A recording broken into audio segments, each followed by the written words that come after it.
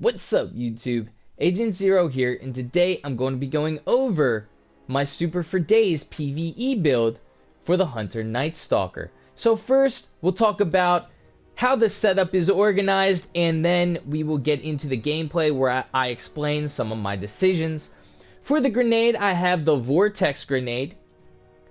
For the dodge, I'm going with the Marksman's dodge. For my jump, I'm going with the triple jump, although that doesn't matter as much. Choose whichever you prefer. And for my setup, I'm going with Way of the Trapper. For my kinetic slot, I'm going with the Better Devils. Projectiles create an area of effect detonation upon impact.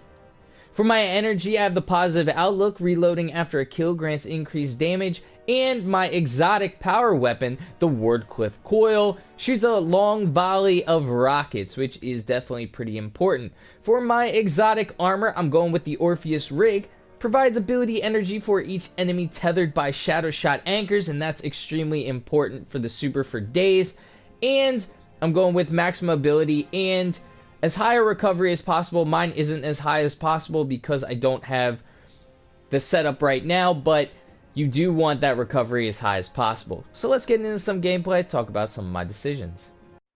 This is your Super for Days build, and so all the choices that I've made for this build revolve around Shadow Shot. First, let's talk about Way of the Trapper. Way of the Trapper, you have a Snare Bomb.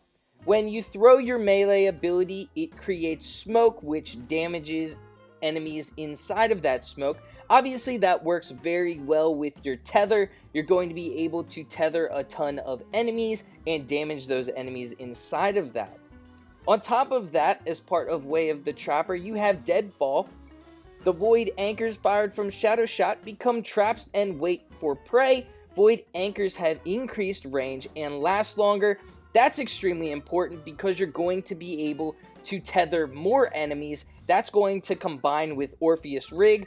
And Orpheus Rig, the more enemies that you have tethered, the quicker you're going to get your super back. Tethering about 7 enemies or so, I haven't really done the math, but tethering around that amount, you're going to get your super back almost instantly, as you'll see in some of these clips.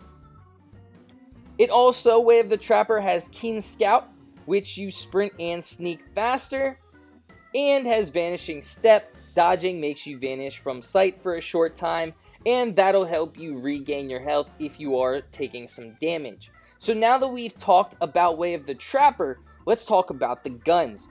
The Better Devils creates an area of effect detonation upon impact. Now that's great for tethering a bunch of targets. You're going to be able to do damage to multiple tethered enemies. On top of that, we have Positive Outlook, and Positive Outlook has Kill Clip. After you kill an enemy and then you reload, your gun does increase damage for a short time, which again is awesome. When you're tethering a lot of enemies, you're going to be able to down them even quicker. The Wardcliff Coil that you see here is an exotic rocket launcher, and it shoots out a bunch of rockets which track enemies, and again, when you're tethering a bunch of enemies, they're all going to be grouped together. The Wardcliff Coil is fantastic for it. It can damage a bunch of enemies that are trapped within your tether, as you can see there, where I just blasted it off, and it did a whole bunch of damage. I got over half of my super energy back. The Orpheus Rig is the bread and butter of this. You need the Orpheus Rig. So when you tether those enemies, you are getting your super energy back even quicker. So that is the build, and I hope you enjoyed this video. And if you did, feel free to give it a thumbs up. Subscribe to my channel for more Destiny 2 content. Well, until next time, peace!